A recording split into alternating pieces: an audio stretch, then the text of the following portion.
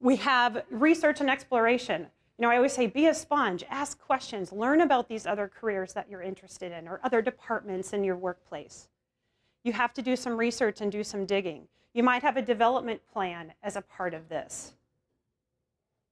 So this whole first section, the goal is to be able to answer, what do I want to do next? And there's these steps that you can take to get there. Then we get into personal branding. How do I manage my reputation in the workplace? What do people say about me when I walk in the room? We've heard hiring managers say, oh, they're just not going to be a fit. Oh, that person's not a fit for me. They belong over in that department. What does fit mean? It could be something as simple as the employee doesn't know how to best represent themselves internally. So this is a lot of the work we do in executive presence. It can be, how do I look? What are the impressions people have of me? But it can also be, what's my bio internally? Do I have an internal resume that I can use proactively as I'm having these conversations? How do I represent myself on social media? Am I utilizing LinkedIn in a way that promotes the brand of my company? I did a LinkedIn session for an entire purchasing department at Kohl's because they wanted, when their vendors and suppliers look at who they are, they want to best represent the organization.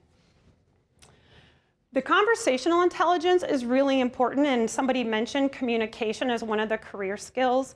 This is, this is sort of in the MBA world, we call it the elevator pitch, which nobody really loves that term.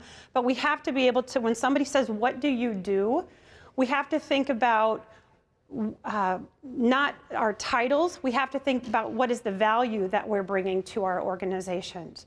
And so it's not just how we look and feel and how people perceive us. It's also about our conversational intelligence.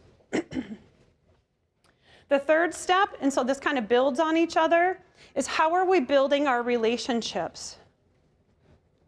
So many times somebody would come to me and say, I've never had a mentor.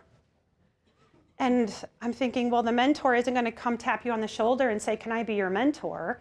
You have to nurture these relationships over time. You have to think about strategically building a network. So oftentimes I'll hear people say, the only connections I have are the 3 coworkers because I work 60 hours a week and I don't have time to nurture relationships. You want to build relationships not only within your department, but with people across the company. You could help mentor interns that are coming in. Employees can help mentor interns. They can do all kinds of things to build relationships that might also add to some of their career planning. If they have a desire to be on a nonprofit board, they could build relationships out in the community that would then also help accelerate their career inside the organization. So networking isn't necessarily natural for everyone, I have discovered. I thought people just kind of were born with this skill, and I have found that that is not the case.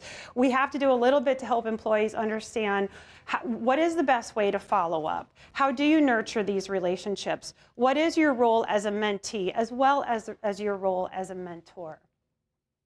And then lastly is really preparing for that advancement internally.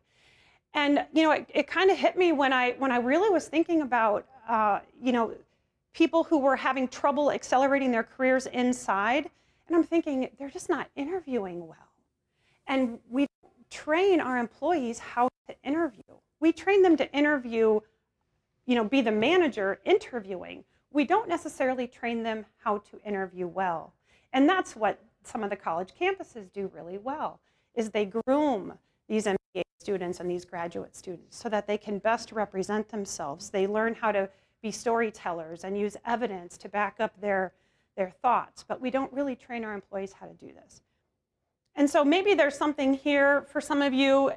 Maybe you think, well, this just really isn't our job to help them do this. But there might be some creative ways we can help people better represent themselves in the interview process, in the ways to say that they have these interests, that they want to apply for this job, etc. So this is a cycle, and once you have a career plan in place, you don't have to reinvent it all the time. It's like a business plan or a strategic plan for your organization.